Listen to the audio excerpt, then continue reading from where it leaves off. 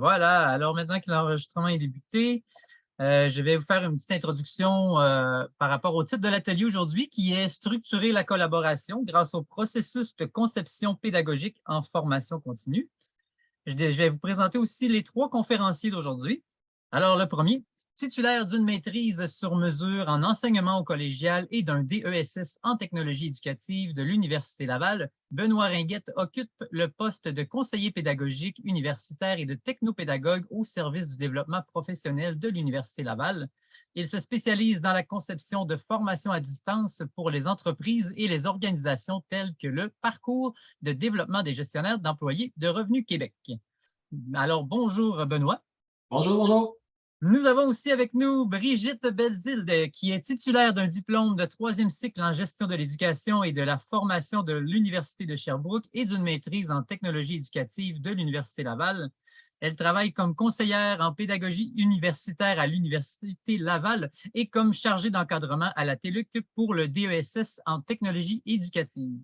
Elle a œuvré pendant une dizaine d'années pour d'autres organisations, dont Desjardins, notamment en contexte international. Bonjour, Madame Belzile. Bonjour. Et nous avons avec nous aussi Catherine Danjou, qui est titulaire d'un baccalauréat en psychologie et d'un MBA en gestion des entreprises à l'Université Laval. Elle travaille comme conseillère en développement des affaires, en formation continue, au service du développement professionnel de l'Université Laval. Ses expériences passées en communication, en ressources humaines et en gestion de projets dans le secteur des technologies de l'information l'aident à bien comprendre les différents défis auxquels font face les organisations qu'elle accompagne. Alors, sans plus tarder, Benoît, Brigitte et Catherine, je vous laisse la parole. Super, merci beaucoup. Bonjour à tout le monde. Donc, je vais partager mon écran à l'instant. Ça devrait être celui-là ici. On voit bien le PowerPoint? Oui. Parfait. Alors, bienvenue à ce petit atelier discussion finalement, parce qu'on va souhaiter aussi des interactions puis avoir votre retour sur des expériences, sur ce que vous pensez, ce que vous vivez finalement sur votre lieu de travail. Mais aujourd'hui, la thématique, justement, donc le titre, c'est Structurer la collaboration grâce au processus de conception pédagogique en formation continue. Donc, on va parler spécifiquement justement du processus de conception pédagogique pour concevoir des formations continues, mais aussi de quelle façon nous l'avons implanté, puis qu'est-ce que ça a créé finalement dans notre équipe de travailler sur un processus et de le communiquer.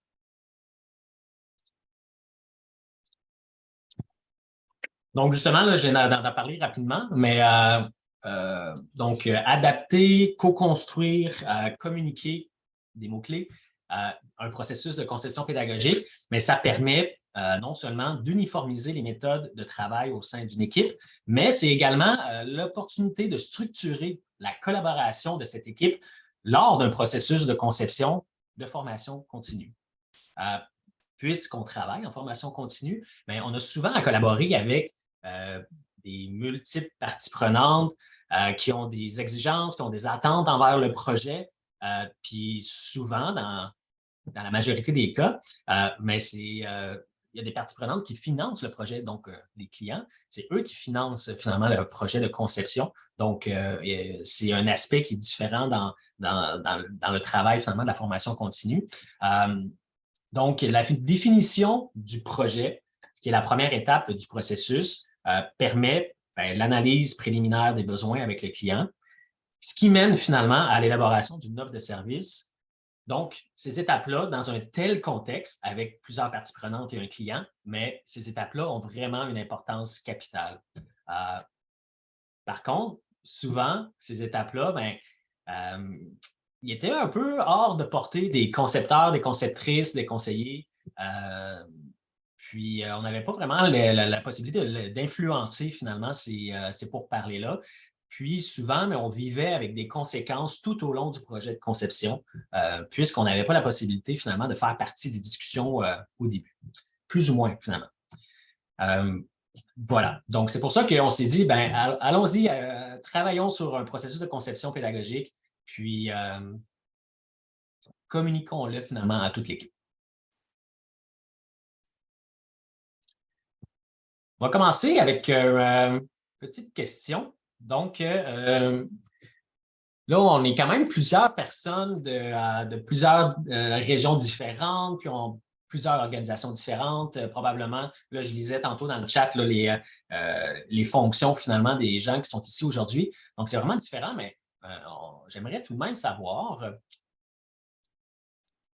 je relance la question, si vous êtes impliqué dans la définition d'un projet de conception. Donc, la définition du projet de conception, on va en parler un peu plus tard, mais c'est vraiment avant de commencer à produire, puis donc, pour mettre en place finalement les modalités, le budget, les échéanciers, déterminer le design pédagogique, quelles ressources humaines on va avoir de besoin, c'est quoi les livrables.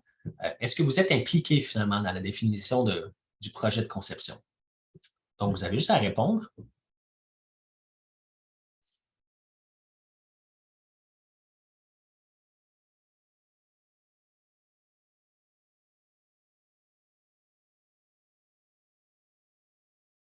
Donc, on peut voir avec les résultats, ben, on est dans une audience qui est bien impliquée finalement dans la définition de projet. Puis, au fil de l'atelier, on va peut-être pouvoir déterminer jusqu'à quel point vous êtes impliqué dans la définition de projet, puis quel est votre rôle aussi dans cette définition de projet-là. Donc, ça peut être intéressant pour tout le monde. Puis, ben, je suis bien content de voir que finalement, ben, il n'y a aucune réponse à qu'est-ce que la définition de projet. Donc, on a déjà une bonne idée ici de quoi on parle.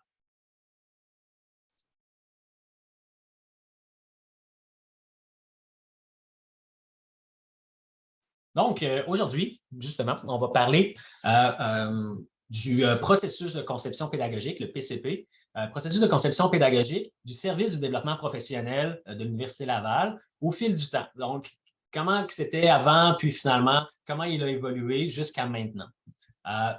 Justement, donc, un nouveau processus au cours du jour. Donc, quel est devenu finalement ce processus? De quelle façon il a été actualisé? Par la suite, je vais vous présenter le processus étape par étape.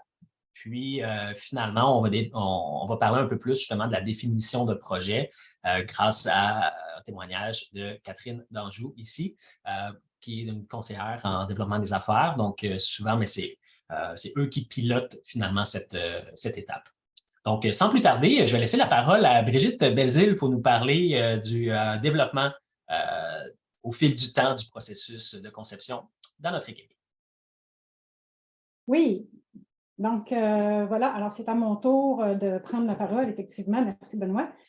Donc, historiquement, pourquoi on est là ici aujourd'hui, dans le fond, pour vous parler de notre propre processus? Parce que quand je suis arrivée à la formation continue à l'Université Laval il y a une douzaine d'années, quand même, ben, il n'y en avait pas. Donc, en fait, il n'y avait pas de conseiller en formation, mais ils se donnaient de la formation. Ils se développaient la formation. Il y avait une équipe de développement d'affaires. Il y avait des agents de soutien, tout ça, avec une coordonnatrice. Donc, il y en avait de la formation continue qui se faisait, mais il n'y avait pas nécessairement de conseiller pédagogique. Donc, excusez, j'essaie d'avancer mon partage. Oh, j'ai perdu ma souris, excusez. Bon, OK. Donc, une petite histoire, si on revient vraiment quand je suis arrivée, un des problèmes on notait, c'est que les gens, ben, il n'y avait pas toujours de plan de formation dans les formations qui s'offraient. Il n'y avait pas nécessairement de présentation uniforme de la formation. Il n'y avait pas nécessairement une pensée pédagogique derrière les formations qui s'offraient. Souvent, ces formations-là venaient de l'externe aussi. C'était des gens, nous, on distribuait, on relayait ces formations-là. Il n'y avait pas toujours le logo Université Laval derrière. En tout cas, bref, on était vraiment dans... il n'y avait pas de processus, puis les outils n'étaient pas uniformisés. Donc, chaque conseiller faisait à peu près comme il pouvait quand il développait avec des experts de la formation pour certains clients. Donc, moi, quand je suis arrivée, j'ai travaillé avec la coordonnatrice puis avec l'équipe pour dire, bon là, comment on pourrait faire pour uniformiser un peu là, le travail qui se faisait à ce niveau. Et donc, j'ai repris le processus, dans le fond, de base, ADDIE, que probablement plusieurs d'entre vous connaissent. Là, ADDIE, vous voyez les lettres, là, ADDIE, donc analyse, design, développement, implantation et évaluation. Mais là, je l'ai ramené un peu dans un langage plus propre aux formateurs ou experts qui venaient travailler avec nous en fonction des livrables qu'on s'attendait d'eux. Donc, le plan de formation, donc quand ils rencontraient le client, souvent avec le conseiller en développement, tout ça, il fallait sortir un plan de formation. Donc là, ça, ils comprenaient ça. On avait un gabarit. On a développé le gabarit à ce niveau-là, à cette époque-là. La même chose au niveau du déroulement. On leur disait, bon, qu'est-ce qu'on s'attend? On ne s'attend pas à une conférence mur à mur, 7 heures de temps. On s'attend vraiment à ce qu'il y ait des activités, des échanges, des choses comme ça. Donc, un petit déroulement en une page, c'était un minimum demandé. Ensuite, le matériel pédagogique, au lieu d'avoir leur PowerPoint avec leur propre logo, leur propre design, on avait un PowerPoint normé, si on veut, UL, etc. Donc, le cahier du participant aussi. Bref, on a essayé de rendre ça plus conforme et plus...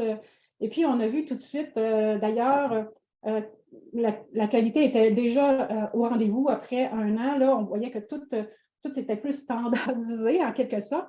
Mais en même temps, chacun savait un petit peu plus qu'est-ce qu'il y avait à faire. Les agentes, les conseillers en développement d'affaires aussi. Donc, ça a vraiment fonctionné à cette époque-là pour des petits projets de formation qui venaient souvent d'experts externes qui développaient avec nous ou pour nous, pour le client de la formation. Donc, ça, c'était ça les premières années. Puis après ça, mais moi, je n'ai plus été présente parce que j'avais d'autres mandats.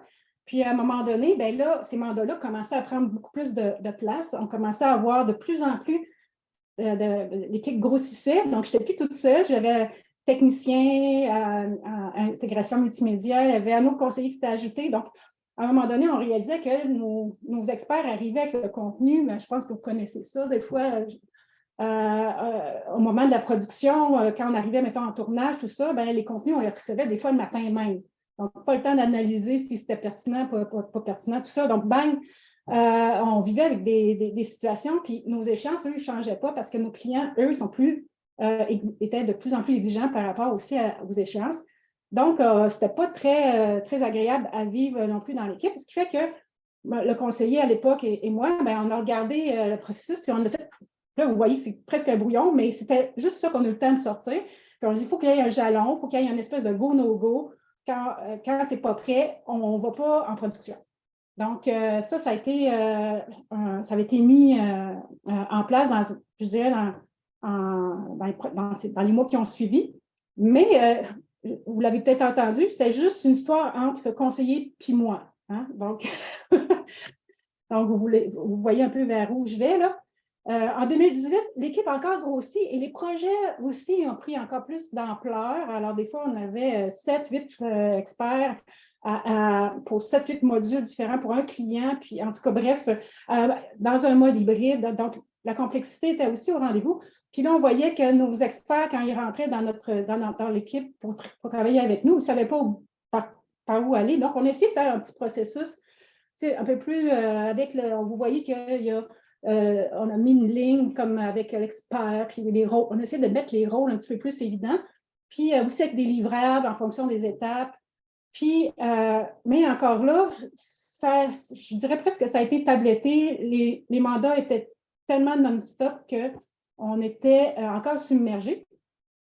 Et donc, depuis 2018, je dirais que le fossé s'est creusé davantage entre les équipes, les différentes équipes qui travaillaient au niveau du développement d'une formation pour un client donné. Comme je vous dis, les paramètres ont changé de plus en plus. On était de plus en plus nombreux à travailler sur avec la même formation à développer. Il y avait aussi la diversité, la complexité des projets qui faisait que des fois, il y avait des pressions, des fois, par rapport à livrer un projet plus vite qu'un autre. Puis donc, il y avait des petits tiraillements parce qu'avec l'effet de croissance, avec le fait d'avoir de plus en plus de formation, et aussi des dimensions de plus en plus complexes à gérer dans chacun des projets. Donc, on avait certains défis à ce niveau-là, je vous le dis. Et bon, ça, je l'ai un peu mentionné, les clients de plus en plus exigeants aussi, et un certain roulement de personnel, ou en tout cas beaucoup de nouveaux qui rentraient, puis pas toujours informés de comment on fonctionne. Donc, finalement, juste pour vous donner une petite anecdote, c'est arrivé que que Benoît ait commencé un dossier avec un client, moi, j'ai pris le relais parce qu'on l'a mis sur un autre dossier qui avait des besoins particuliers auxquels Benoît pouvait répondre. Puis là, ben, pendant ce temps-là, moi, j'avance avec la cliente et l'experte sur ce dossier-là. Et hop, tout à coup, là, on me veut ailleurs. Et donc là, Benoît reprend le relais. Non, je pense qu'il y a eu quelqu'un, un autre conseiller. Puis après ça, Benoît, à la fin, il a bouclé le projet. Donc, c'était pas très efficace, notre affaire. Donc, alors, les difficultés rencontrées, c'est sûr que le fait qu'on n'ait pas communiqué notre processus, qu'on était juste entre nous, les conseillers, avec notre processus, puis à essayer de le suivre. Puis des fois, on en jasait avec si je travaillais avec une Catherine dans un projet, bon, avec Catherine, ben, il y a ces étapes-là, tu sais, bon, OK, c'est correct.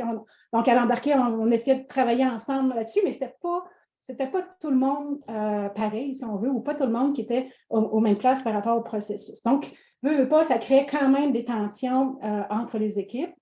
Ben, le manque de communication entre l'équipe de conception et l'équipe de développement d'affaires, l'équipe de Catherine, ben, faisait en sorte aussi de créer certaines difficultés là, ou des défis au niveau justement de la définition de projet. Tu sais, on était dans les premières années, je pouvais être invitée là-dessus, mais de plus en plus, c'est ça, les conseillers étaient moins partie prenante, je dirais, de l'initialisation des projets du côté de l'équipe de développement d'affaires.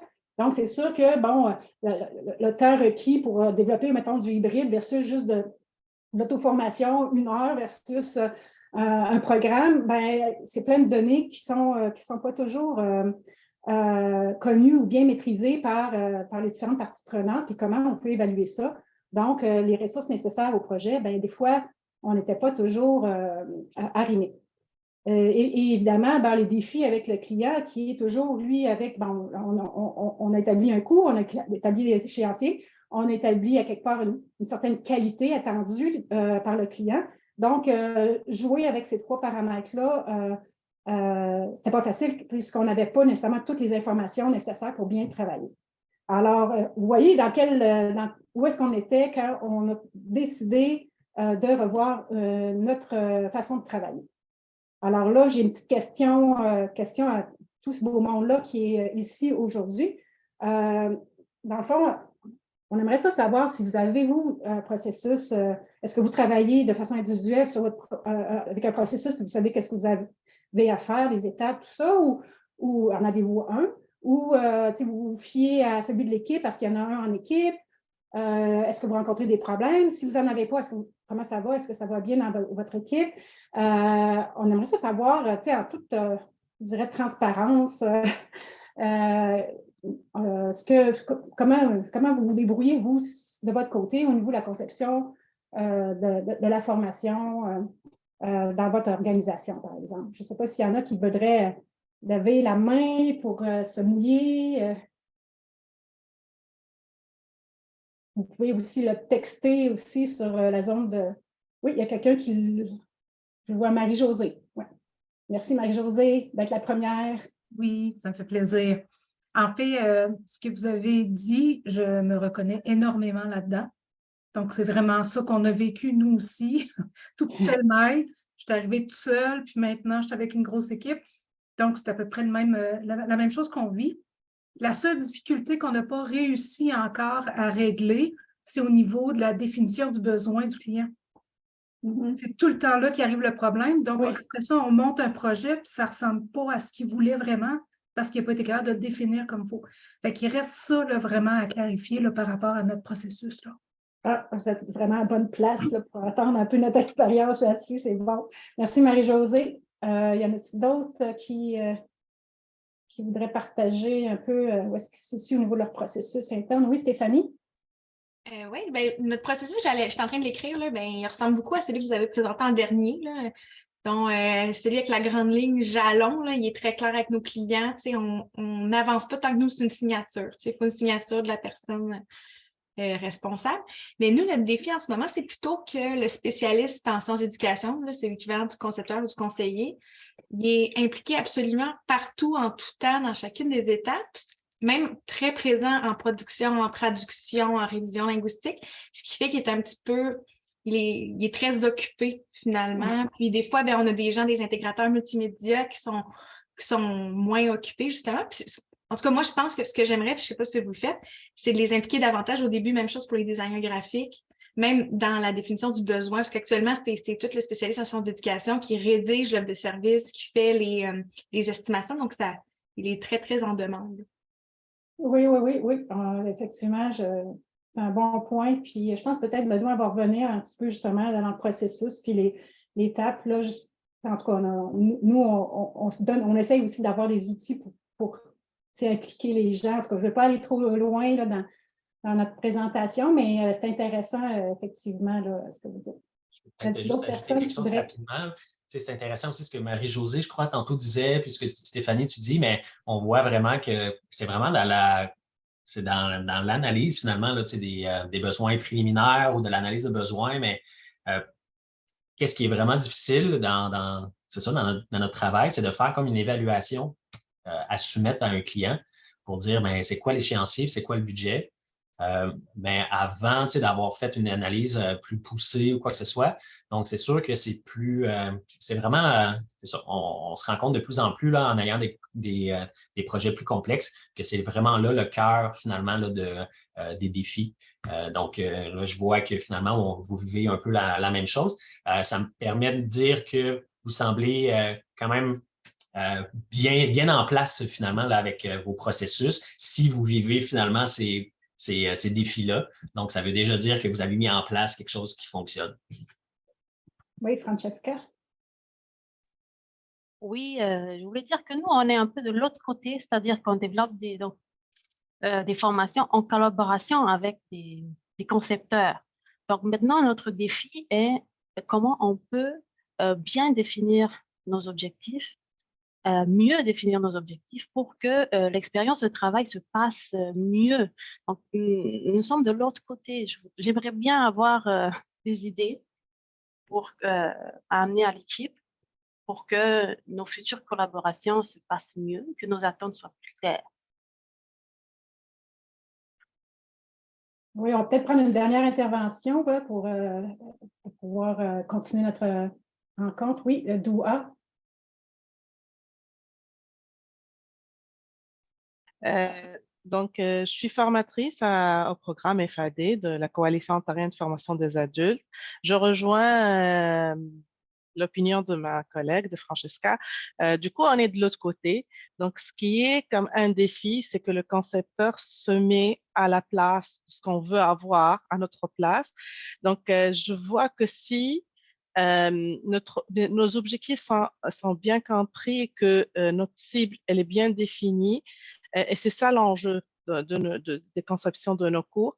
Donc, si le concepteur se met à notre place, il a notre vision des choses, ça va se passer vraiment merveilleusement bien. Donc, c'est ça, c'est se mettre à notre place pour qu'il puisse englober tout le projet. C'est ça. Des bons défis. Hein?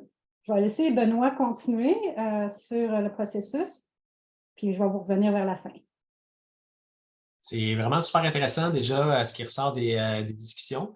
Je dois dire que justement, là, on va vous présenter notre processus, mais on n'a pas la réponse à tout. Ce n'est pas un processus parfait et tout ça.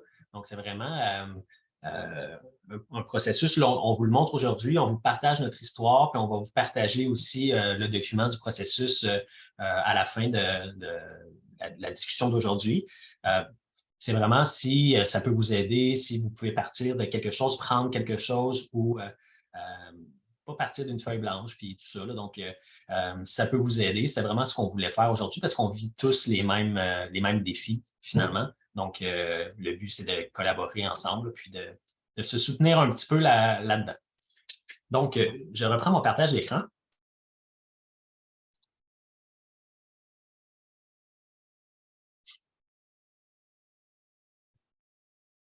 Ça ne sera pas très long, je vais juste aller chercher. Parfait. Donc, justement, vous voyez, là, on vivait un peu les mêmes, on vivait les mêmes défis que vous, on en vivait d'autres aussi. On s'est dit, on a eu une opportunité finalement de mettre à jour notre processus de conception.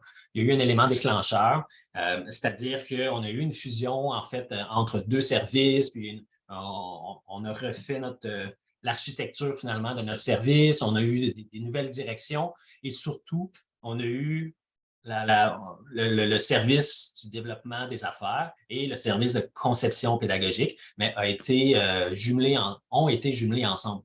Donc, ça nous a donné l'opportunité de dire, bon, parfait. Donc là, on avait un problème de communication. Maintenant, qu'est-ce qu'on peut faire pour aller de l'avant puis aider tout ça? Donc, on s'est dit, bien, nous, c'est sûr qu'on aimerait, en fait, faire un peu plus partie de la définition de projet avant qu'on commence la conception. Donc, c'est pour ça. On en a parlé à notre direction, puis donc, elle a reconnu finalement l'importance justement de mieux s'outiller pour mieux collaborer. Et on s'est dit, ben, l'outil principal, commençons avec ça, le processus de conception, on le partage. Donc, qu'est-ce qu'on a fait? C'est qu'on s'est dit, ben, on peut bien travailler de notre côté tout seul, puis développer tout ça. Mais on s'est dit, ben, on est une grande équipe. On a vraiment plusieurs équipes différentes, développement des affaires, communication. On a aussi la livraison, justement. Donc, on parlait tantôt là, des techniciens, donc l'équipe de production, l'équipe de gestion de projet, la direction. Donc, on est vraiment plusieurs équipes dans notre grande équipe. Donc, on s'est dit, bon, on va les mobiliser parce que notre objectif, c'était de clarifier puis détailler, premièrement, l'étape de définition de projet et ensuite toutes les autres étapes. Donc, justement, on a vu que c'était l'opportunité de rallier tous les membres de l'équipe pour créer une collaboration multidisciplinaire, puis que tout le monde puisse avoir son mot à dire sur le processus. Donc, il y avait vraiment plusieurs bénéfices à cette mobilisation-là, pardon. On va en parler un petit peu plus tard des bénéfices. Donc, mais pourquoi finalement on voulait faire de cette façon-là? Mais c'était premièrement pour partager la responsabilité de la conception de la formation, parce que une participante le dit tantôt, là, souvent le conseiller, le concepteur, conseiller pédagogique, mais c'était, il y avait toutes les responsabilités. Là, dès que ça commençait finalement la conception, on avait toutes les responsabilités tout au long du projet jusqu'à la livraison. Donc, c'était quand même assez lourd, qu'on avait beaucoup de rôles à jouer différents. On en parlait tantôt là, que vous, bien, il est partout. Mais c'est ça. Donc là, on voulait responsabiliser finalement les parties prenantes qui font partie du processus de conception. On voulait bien, favoriser l'implication aussi des autres équipes pendant justement la conception. Puis créer, peut-être favoriser justement l'imputabilité de chacun pour s'enlever une charge aussi de responsabilité et aussi que bien, tout le monde prenne à cœur finalement de respecter des échéanciers ou de produire des livrables de qualité pour qu'on puisse avancer dans le projet. On voulait surtout mobiliser, motiver tout ça, notre équipe. Et finalement, ben, c'est sûr qu'on voulait créer des ponts là, entre les équipes, améliorer la communication. Donc, on s'est dit, justement, de quelle façon on va faire? Bon, ben, on a eu l'appui de la direction. Fait que nous, on va créer, on avait déjà des ébauches. Donc, on est parti de la dernière ébauche qu'on avait, qu'on vous a montré en 2018. On est parti de ça, puis on a ajouté l'étape de défi. Ben, on a ajouté une autre colonne, puis on a déplacé finalement la définition de projet qui était comme dans d'autres étapes. On l'a ajouté là, puis on a essayé de la clarifier. Puis finalement, ben, on a passé chaque étape, puis on a regardé, bien, selon nous, quel est le rôle et la responsabilité de chaque partie prenante. Donc, on a fait ce gros travail-là. Ça a quand même été long, mais ça a valu la peine. Par la suite, on s'est dit, bien, on va prendre notre première ébauche, puis on va aller voir chaque équipe avec notre ébauche, puis on va leur demander, ça a-tu de l'allure? Est-ce que vous faites quelque chose qui n'est pas écrit à l'intérieur? Est-ce que vous aimeriez ajouter quelque chose? Justement, est-ce qu'il y a quelque chose qui n'a pas de bon sens non plus? Donc, on a été consulter chaque équipe. Par la suite, on a pris bien, les commentaires de toutes les équipes, puis on a essayé de colliger tout ça ensemble pour créer l'édition qu'on va vous montrer à l'instant, pour créer une première édition finalement là, de notre processus mis à jour, l'actualiser. Voilà. Donc là, voici le voilà. Donc ici, c'est le schéma sommaire. Donc, on peut voir là, grosso modo à quoi ça a l'air finalement notre processus. Donc, on a 6 grandes étapes. donc de la définition de projet jusqu'à la diffusion. Puis, on a on a mis aussi les sous-étapes de chaque grande étape, donc à l'intérieur, pour nous permettre de voir, on doit faire une étape là, avant de passer à l'autre. Je vais en parler un peu plus tantôt. Là, ça peut avoir l'air peut-être rigide ou en cascade linéaire et tout ça, mais ça reste quand même agile. On va en parler un peu plus tard, mais donc, vous pouvez voir les sous-étapes. Donc, on commence bien sûr avec l'identification des besoins préliminaires avec le client. Par la suite, on fait une idéation, donc c'est-à-dire que on développe une idée avec le design pédagogique, quels pourraient être les médias utilisés, quel est le niveau d'interactivité qu'on veut prendre. Donc, tout ça, ça nous permet de faire une estimation du temps que ça va prendre pour le concevoir, c'est-à-dire de l'argent aussi. Puis, finalement, un échéancier préliminaire qu'on peut mettre en place, ce qui va nous permettre de rédiger une offre de service que les clients, justement, vont accepter ou non.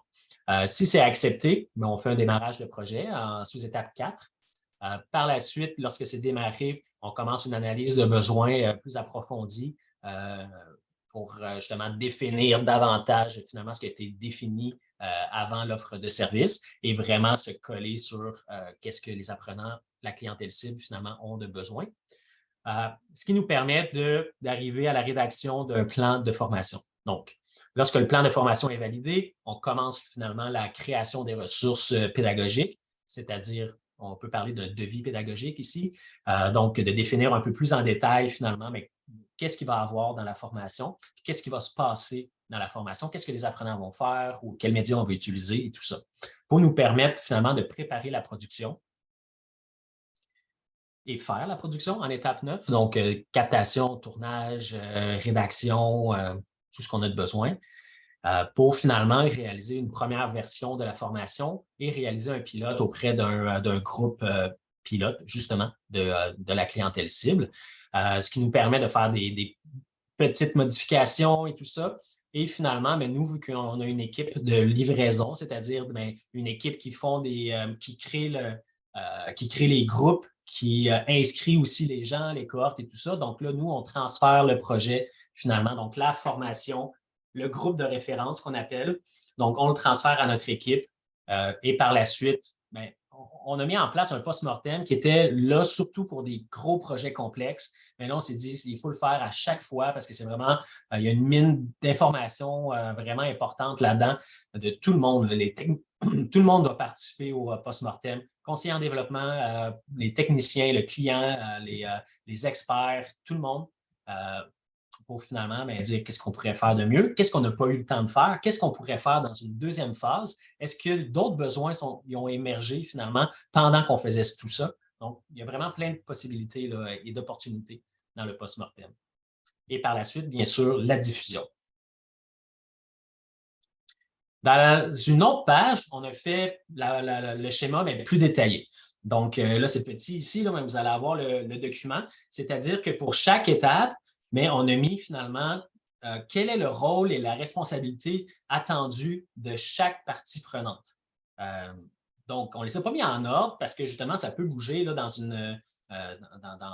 une étape, mais on s'est dit ça, c'est vraiment ce qu'on s'attend finalement de ces personnes-là. Donc, c'est pour ça que tantôt, on parlait de responsabilisation, imputabilité et tout ça. Donc, c'est ça qu'ils doivent faire. Ce qui nous permettait, ce qu'on trouve très important, c'est les livrables en bas. Donc, les livrables, on s'est dit, on va uniformiser finalement nos livrables. Oui, on peut en avoir d'autres, on peut avoir autre chose, mais ça serait la base pour nous, pour notre équipe.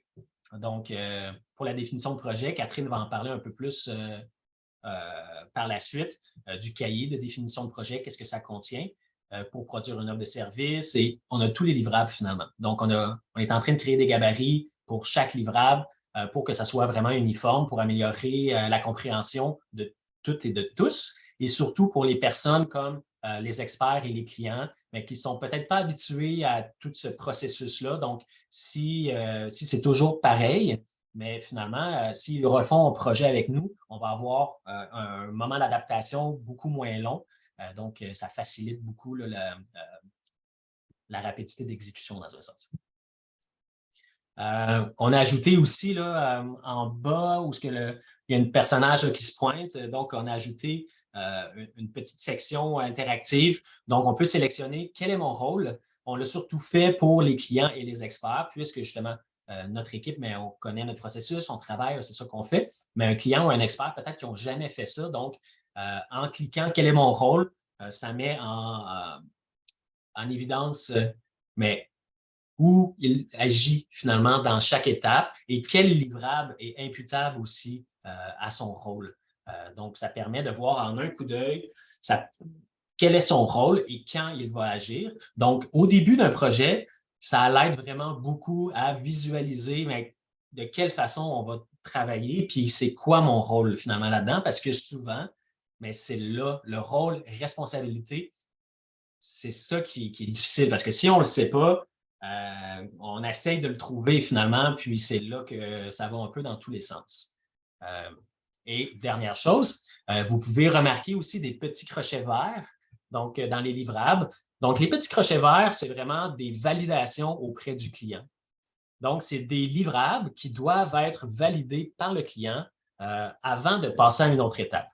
Là, ici, c'est là qu'on peut voir peut-être le processus en cascade, qui peut être un petit peu moins agile, mais ça reste qu'on a besoin finalement de cette validation-là parce que ça arrive souvent dans des projets que,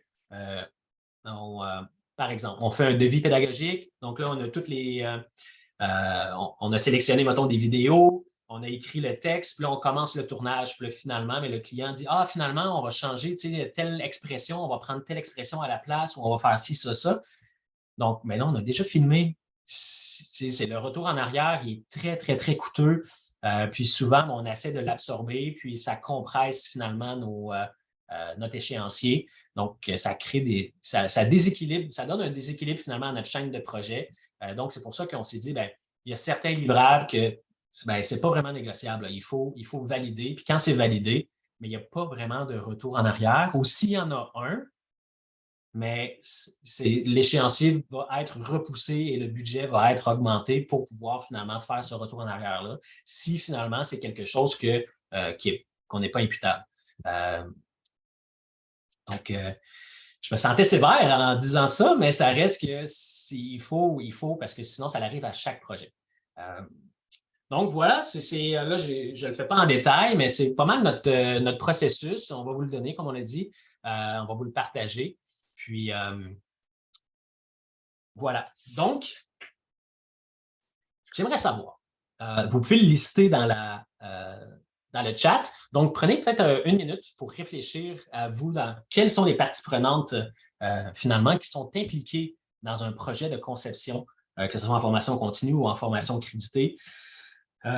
Donc, c'est qui les acteurs de votre processus?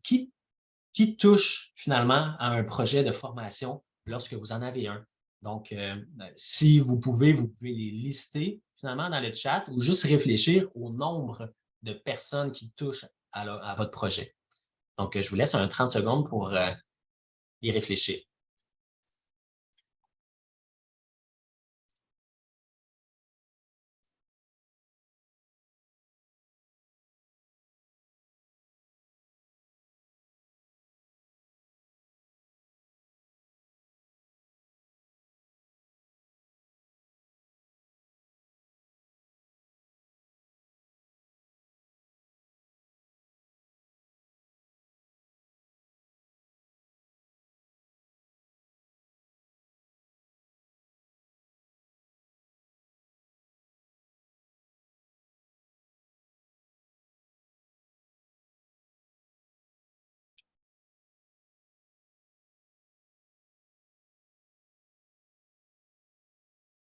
J'aurais aimé mettre une petite musique de quiz pour mettre un peu de suspense.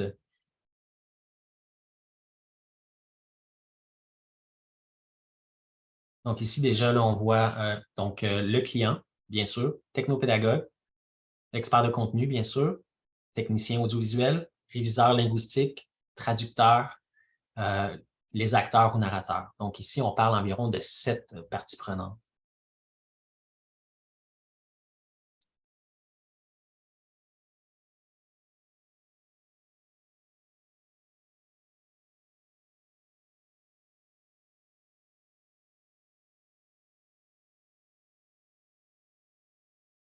Souvent, on peut ajouter à ça justement des programmeurs ou des graphistes, effectivement.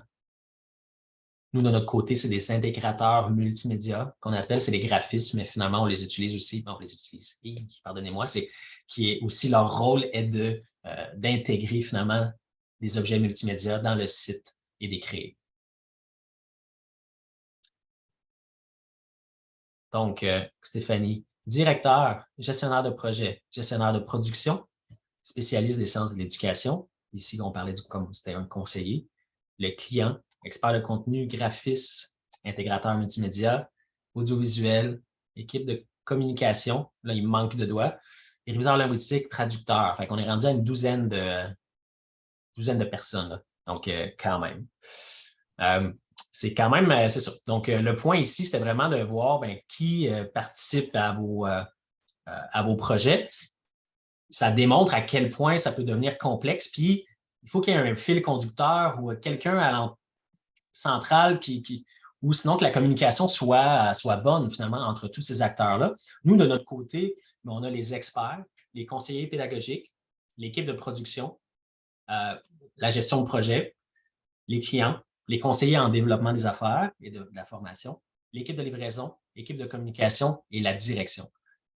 Donc, c'est ça, on parle environ 9 minimum, en fait, de 9 parties prenantes, donc plus finalement les acteurs et tout ça. Donc, ça fait quand même beaucoup de personnes à gérer et le processus nous aide à améliorer la communication et surtout à savoir qu'est-ce que ces parties prenantes-là doivent faire dans un projet. Donc, voilà, donc je vais laisser la parole sans plus tarder à Catherine d'Anjou. Catherine? J'y suis. Merci, Benoît. Moi aussi, je vais procéder à mon partage d'écran à l'instant.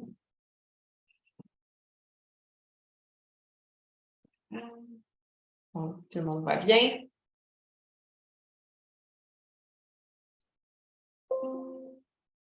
Super. Donc, merci, Benoît et Brigitte. Je vois qu'il nous reste une dizaine de minutes, donc je vais tenter d'aller rapidement. Puis, n'hésitez pas quand même à me poser vos questions. L'idée, c'est vraiment d'interagir avec vous, de vous entendre aussi sur vos réalités.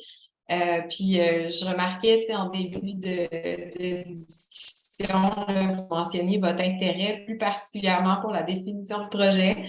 Donc, peut-être qu'on reviendra en parler un petit peu plus en détail si ça peut être pertinent de cette étape-là qui, effectivement, est super importante.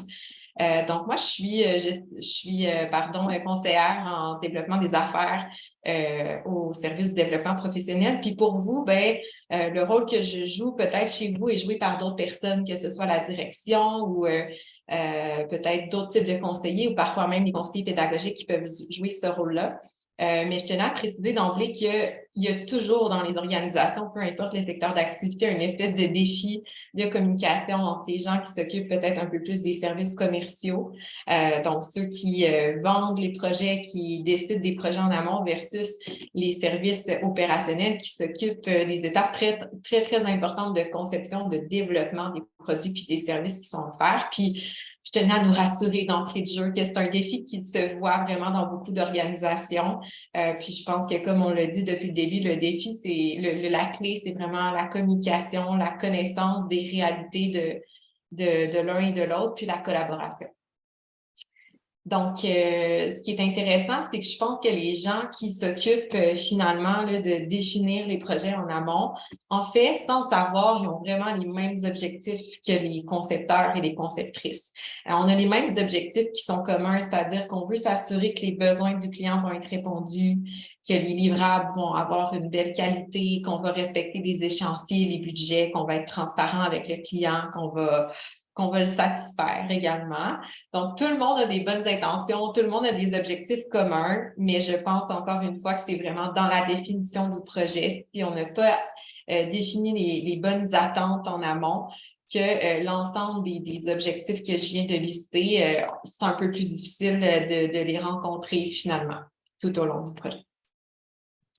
On voulait effectivement mettre l'accent sur la définition du projet. Donc, comme on l'a dit historiquement, les conseillers pédagogiques chez nous étaient moins impliqués dans cette étape-là. Puis, on s'est rendu compte que c'était super important qu'on fasse à cette étape-là un travail vraiment collaboratif. Donc, autant conseiller en développement des affaires que conseiller pédagogique, mais il n'est pas rare aussi qu'on va aller chercher l'appui de ressources plus techniques qui ont à faire une évaluation des coûts, des efforts qui vont être nécessaires. Donc, comment ça fonctionne chez nous, c'est qu'on débute avec l'identification des besoins préliminaires. Puis là, ben, on a vraiment plusieurs éléments à aller vérifier. Donc, on veut comprendre le contexte organisationnel, le profil des apprenants, des apprenantes, les objectifs qui sont poursuivis par le client. Est-ce qu'il y a des échéanciers à respecter? Est-ce qu'il y a un budget à respecter? On va vraiment prendre un maximum d'informations, puis on pourrait effectivement parler vraiment longtemps de cette étape-là, mais on a vraiment des critères pour lesquels on doit absolument avoir recueilli l'information, sans quoi c'est impossible d'aller plus loin. Donc, une fois qu'on a toutes les informations nécessaires, on les a recueillies ensemble, en équipe, lors de séances de travail avec le client, conseiller pédagogique, conseiller en développement des affaires. On a recueilli un bon portrait assez détaillé, puis là, on passe à la phase d'idéation. C'est le temps, à cette étape-ci, de vraiment faire l'architecture, le plan de où est-ce qu'on s'en va. Ça va être une formation de quel type, de quelle longueur, modulable, pas modulable, quels sont les échéanciers, le délai minimal dont on a besoin, quelles sont les ressources dont on a besoin d'un point de vue financier, d'un point de vue ressources humaines. Donc, on doit détailler l'ensemble de l'œuvre, puis évidemment arriver ensemble à mettre des chiffres sur tout ça, ce qui nous permet par la suite de déposer une offre de service. Donc, l'offre de service, c'est le document dans lequel on décrit vraiment au maximum de notre capacité le projet de formation en question. Donc, ce qui va être offert à l'apprenant, à l'apprenante en bout de piste. Puis, c'est l'occasion aussi de venir détailler comment ça va se passer le processus, ce qu'on attend du client aussi tout au long du processus, puis ce qu'on va être capable de lui offrir dans un délai puis dans un budget donné. Donc, finalement, l'offre de service est super importante parce qu'elle va un peu nous suivre tout au long du projet. Ça devient un peu le scope de notre projet, pardonnez-moi l'anglicisme. Puis, s'il y a des difficultés tout au long du processus de conception, ben on pourra revenir à ce scope-là sur lequel on s'était entendu en début de mandat. Donc, c'est super important que tout le monde soit à l'aise avec ce qu'on dépose dans l'offre de service. Donc, ça, j'en parle comme si on faisait ça depuis 30 ans puis que c'était super facile. Mais on est vraiment en train d'apprivoiser cette nouvelle façon de faire-là. Ça demande beaucoup d'efforts, ça demande de s'arrêter, de travailler en collaboration, mais les gains, ils sont vraiment évidents là, plus on avance dans le projet. Donc, je poursuis.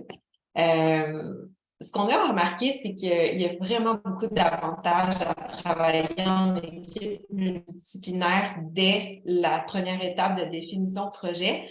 Puis, il y a même des avantages auxquels on n'avait pas pensé d'emblée. Donc, ça nous permet vraiment d'établir notre crédibilité puis de faire valoir notre expertise. Donc, quand, de mon côté, je rencontre un client qui a besoin de formation, il est venu vers nous, puis que j'amène avec moi l'équipe d'experts pédagogiques, l'équipe avec des graphistes, peu importe qui je décide là, qui on décide de faire entrer en ligne de compte à cette étape-là. Les clients apprécient beaucoup parce que là, ils ont déjà un avant-goût de le genre de personnes avec qui ils vont avoir la chance de collaborer par la suite. Ils se sentent vraiment en confiance. Ça nous permet tous ensemble de bonifier la proposition client parce qu'évidemment, plus on est de tête, plus on arrive à une solution qui est innovante, qui se distingue. On assure aussi une proposition qui est faisable et qui est réaliste. Donc ça, c'est important parce que au final, le client, il va être déçu si on lui a proposé une espèce de projet là, incroyable qui révolutionne le monde, mais qu'on lui livre seulement la moitié de tout ça. Donc, on a vraiment avantage toutes les parties à s'entendre sur un projet qui soit réaliste, faisable. Puis également, c'est l'occasion de déjà un peu intégrer le client dans notre langage, dans notre façon de faire, on le prépare à ce qui s'en vient pour la suite. Il va être un meilleur collaborateur. Benoît, tout à l'heure, nous montrait l'ensemble des étapes. les livrables pour lesquels le client va devoir donner son approbation. On le conscientise au fait que s'il n'est pas en mesure de valider aux étapes données, dans les temps donnés, ben, c'est l'ensemble de l'échéancier qui va malheureusement en souffrir. Donc, c'est comme un bon moment, la définition de projet, pour déjà embarquer le client dans notre équipe, puis lui faire comprendre l'importance de son implication, finalement. Et évidemment, ben, on en a parlé, on diminue les risques en matière de gestion de projet, on favorise l'atteinte des objectifs du client. Plus on passe de temps à la définition de projet, plus c'est clair pour tout le monde. Les gains là, sont vraiment présents tout au long de la conception. Donc, on a certains outils, encore une fois, on n'a pas beaucoup de temps d'en parler, mais de notre côté, on a certains outils et livrables qu'on a définis qui sont vraiment à élaborer à cette étape-là. Donc, on a une grille de décision avant d'aller de l'avant avec un projet qui nous permet de voir, ben, est-ce que c'est un projet pour lequel on souhaite aller de l'avant? Est-ce que ça répond à ce qu'on s'est fixé, là, finalement, comme critère en tant qu'équipe? On a certains éléments dans le cadre de l'analyse préliminaire qu'on doit absolument être capable d'être allé chercher à cette étape-là. On doit ensemble réaliser une idéation pédagogique. Tout ça se retrouve dans l'offre de service. Puis, on imbrique ça à la toute fin dans un cahier de définition de projet qui va suivre l'équipe de production tout au long des étapes. Et ensuite de ça, évidemment, c'est important de bien communiquer. Donc, une fois que le mandat est conclu, on réalise un brief interne avec l'ensemble des ressources du projet. On communique tout ce qui a été, dans le fond, récolté lors de la définition de projet, tout ce qu'on a été en mesure de capter au niveau des besoins du client. Donc, on confie cette information-là à l'équipe qui sera responsable. Puis ensuite, on prévoit une rencontre de démarrage avec le client. C'est vraiment le moment où on lance officiellement le projet. C'est l'occasion pour l'équipe de développement des affaires de présenter l'équipe qui va de conception, puis de vraiment s'assurer que le client se sent en confiance pour le reste des étapes à venir.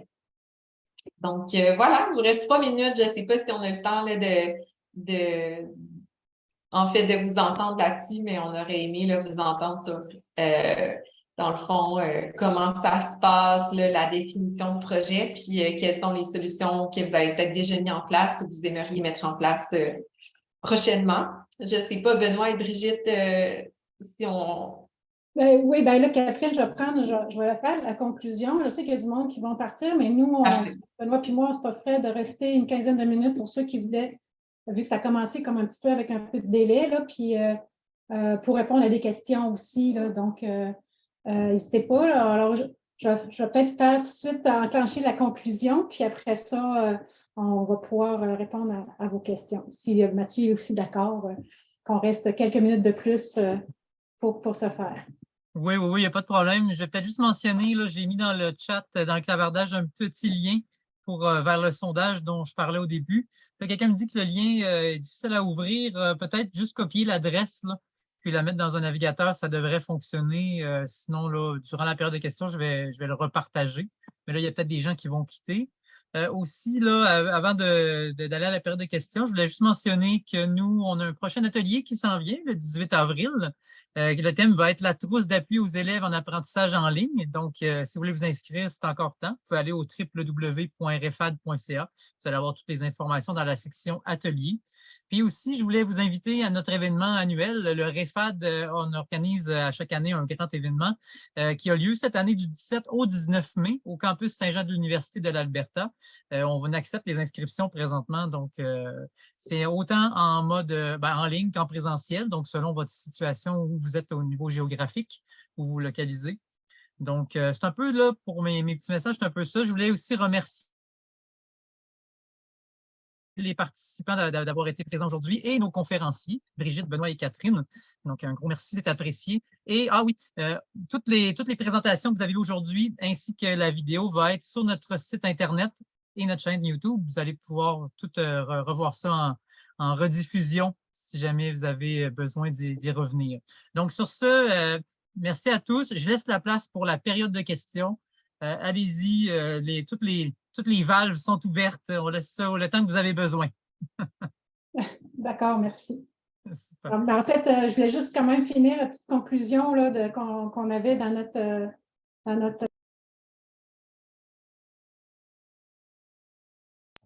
vais finir avec la présentation de petites conclusions rapides. Donc, le climat de travail a beaucoup changé depuis qu'on a travaillé en collaboration avec nos coéquipiers sur le processus. Donc, beaucoup plus de plaisir, une nouvelle synergie entre les gens d'équipe, excusez. Meilleure gestion de projet. Donc, le processus, il y a le processus, mais il y a tout le plus macro, la gestion de l'ensemble du portefeuille de projet aussi. Donc, ça a amélioré significativement cet élément-là. Bon, on le disait, on l'a dit plusieurs fois, la collaboration multidisciplinaire, là, tellement qu'on en veut d'autres, des projets d'équipe comme ça à l'interne. Donc, on a beaucoup apprécié travailler en multidisciplinaire. La qualité des projets, on est en train de le vivre, hein, notre processus n'est pas très vieux, donc on est en train de travailler à ce niveau-là. Donc, on voit les effets, mais je pense qu'on pourrait revenir l'année prochaine pour vous en parler davantage. Ensuite, Catherine l'a mentionné, la crédibilité et la reconnaissance des gens quand on arrive avec notre processus dans nos rencontres, dans les rencontres de démarrage avec nos clients, avec nos experts.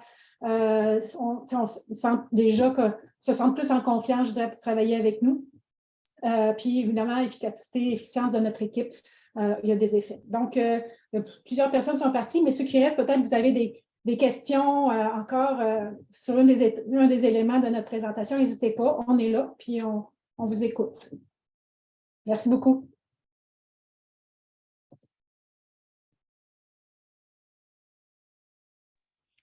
Et moi, je veux vous remercier parce que nous, on est à la fois le client et le fournisseur. Donc, tout le processus que vous avez partagé, il est super. On participe aux séances de conception. Au Cavelfo, on est une école, on crée des cours en ligne pour les élèves du secondaire en Ontario, mais on a un nouveau mandat depuis moins d'1 an qui est de justement faire la gestion de la création des cours et non pas seulement la livraison des cours. Donc, on a un double mandat. Donc, on conçoit des cours pour nos besoins, mais tout le processus de gestion de projet puis de travailler avec les parties prenantes, pas évident, puisqu'on a la gestion du portefeuille aussi. En tout cas, c'est vraiment apprécié. Je pense qu'on va s'inspirer de plusieurs de vos étapes pour mettre en place justement des processus beaucoup plus clairs. Parce que le ministère de l'Éducation doit approuver également, donc c'est lui aussi qui a la main à la pâte dans tout ça. En tout cas, fait que faut qu'on s'entende qui fait quoi, comment et de façon efficace. Fait que c'est très apprécié. Merci beaucoup. Ça tombe à pile, ça tombe à pile. Tant mieux, tant mieux. C'est Thierry qui est chargé de projet au Cavelfo, vient de faire signe. Là, oui. Il vient d'arriver en janvier, lui, fin janvier. Fait que vraiment, là, on est tout nouveau là-dedans. Okay. C'est justement le bon temps hein, d'arriver au début, là, puis de pouvoir influer un petit peu là, sur la qualité de gestion des projets de formation. Là. Mais surtout quand ça fait 10-12 ans que c'est fait de la même façon, il est temps qu'on revoie un petit peu. Fait qu'en tout cas, un gros merci. Oui, il y a beaucoup de choses qui ont changé aussi avec la pandémie. Hein? Donc, le travail à distance, ça l'a créé, en tout cas dans notre cas aussi, si vous ne voulez pas, ça crée aussi ces espèces de, tu sais, on se parle moins entre les équipes, on se voit moins dans le couloir, tout ça. Donc, le fait de travailler, collaborer, puis le mettre par écrit, le rendre cet élément-là comme formel, le formaliser dans notre structure de fonctionnement, ben, je pense que ça, effectivement, on vous l'a dit, là, ça a des effets là, dans l'ensemble d'équipe. Catherine, tu voulais dire quelque chose? Non, ben j'allais seulement ajouter, on en a parlé pendant la présentation, mais ce processus-là, on vous invite vraiment à l'adapter à votre réalité parce que même nous, en l'utilisant, déjà, on a des choses qu'on veut améliorer, qu'on veut adapter, des précisions, on veut ventiler certaines étapes. Donc, c'est quelque chose qui est évolutif. Donc, bonne chance. Je pense que c'est Isabelle qui venait de prendre la parole. Bonne chance avec la suite dans votre équipe.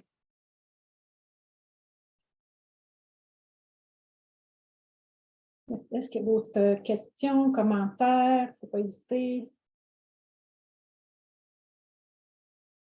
Oui, le A de Adi qui est négligé, que Christine souligne. Effectivement, j'avais un professeur, mon professeur, il y a plusieurs années, qui disait ne perdez pas votre réputation.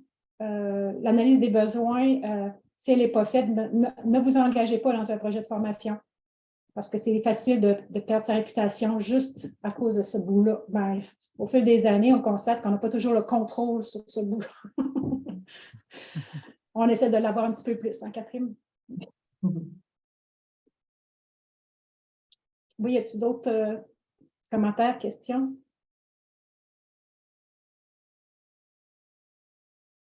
Il n'y a pas d'autres commentaires ou questions. On va conclure à ce moment-là la rencontre. Donc, une dernière chance. Non? Oui, moi, oui. un de nos grands challenges en ce moment, c'est le changement de dynamique du pouvoir, en quelque sorte. Les différentes c'est-à-dire que la dynamique a changé entre ce qu'il y avait avant et ce qui est maintenant. Donc, les fournisseurs étaient un peu, avaient un peu tous les pouvoirs, disons, pour le processus, pour tout ce qui fait partie du processus. Et maintenant, ils doivent nous rendre des comptes. Ça devient beaucoup plus... c'est un gros défi de leur faire changer leur mentalité et de devoir rendre des comptes à une tierce partie. Donc, je suis curieux de voir avec les prochaines formations si vous adressez ce genre de défis qui sont plus à un niveau administratif, politique qu'opérationnel comme tel. Donc, voilà, j'ai hâte à une de ces formations-là si vous en avez dans votre portefeuille. Benoît? Merci, oui, c'est ce que j'essayais de dire un peu tantôt, c'est qu'en faisant le processus, c'était l'opportunité de démarrer des discussions justement avec les parties prenantes. Puis, c'est-à-dire qu'en montrant le processus aux personnes qui produisent finalement la formation, mais ça permet de dire, c'est toi là-dedans, c'est quoi ton rôle, c'est quoi tes responsabilités, c'est où que tu agis pour permettre finalement de... Le titre, c'était « Structurer la collaboration ». Donc, c'est vraiment, ça permet de commencer un dialogue pour structurer la collaboration, pour voir, bien, OK, toi, c'est ça que tu as en tête de ton rôle. Moi, c'est ça que j'avais. Qu'est-ce qu'on fait finalement pour se rejoindre dans le milieu avec cette responsabilité-là? Ça fait en sorte que quand on co-construit finalement les rôles ou le processus avec les équipes, bien, ça fait en sorte qu'après, bien, le rôle est pas mal plus clair, puis il est pas mal plus aussi près de qu'est-ce que la personne avait en tête. Parce que souvent, c'est ça, c'est que les perceptions sont complètement différentes du rôle, finalement, de la partie prenante. Puis souvent, mais c'est ça aussi, quand on a l'impression qu'il y a quelque chose qui n'est pas pris en charge par quelqu'un, mais les personnes proactives ou quoi que ce soit, bien, vont prendre cette responsabilité-là, puis ils vont le faire, mais peut-être que c'était la responsabilité de quelqu'un d'autre. Puis, donc, ça permet de faire un dialogue. Donc, je pense que dans votre cas, Thierry, ça pourrait vraiment peut-être aider de dire, bien, OK, on travaillait de cette façon-là. Écoutez, est-ce qu'on peut commencer à voir bien, de quelle façon on peut finalement actualiser nos pratiques, puis aller de l'avant avec ça? Oui, je pense que vous avez raison. Une séance de redistribution et de réassignation des rôles ou de confirmation des différents rôles en co-création avec toutes les parties prenantes, je pense que ce serait gagnant comme stratégie, effectivement. Parce que peut-être que le fournisseur de services, probablement, si c'est une boîte privée, quoi que ce soit, a probablement un processus, puis peut-être qu'il ne vous l'a pas communiqué ou quoi que ce soit. Peut-être que justement, là, ça pourrait vraiment là, améliorer rapidement les choses, ou sinon juste clarifier finalement là, des non-dits. Tout à fait. Merci beaucoup. Est-ce qu'on a une autre question? Pas d'autres questions. Alors, on va arrêter le meeting, la rencontre d'aujourd'hui. Et je vous rappelle que ça va être sur notre site web ainsi que tout le contenu de la présentation, la vidéo et la présentation. Donc, vous pourrez y accéder à nouveau. On a des gens qui disent merci dans le clavardage. Donc, merci. Merci à vous, les participants aussi. Merci à tous. Puis, juste avant de terminer, là, si vous avez des questions ou si vous avez des choses à partager, quelque chose que vous avez réalisé à partir de notre processus ou quoi que ce soit, n'hésitez vraiment pas à nous contacter. Comme j'ai dit au début, là, notre souhait, c'est vraiment de créer une collaboration pour que tout le monde travaille à améliorer finalement là, les pratiques. C'est ça, nos pratiques. Donc, n'hésitez vraiment pas à nous contacter. Vous pouvez aussi communiquer avec info@refad.ca. Je pourrais vous mettre en relation aussi avec nos conférenciers d'aujourd'hui. Donc, sur ce, je vous laisse et je vous souhaite une bonne fin de journée. Merci beaucoup. Merci tout le monde.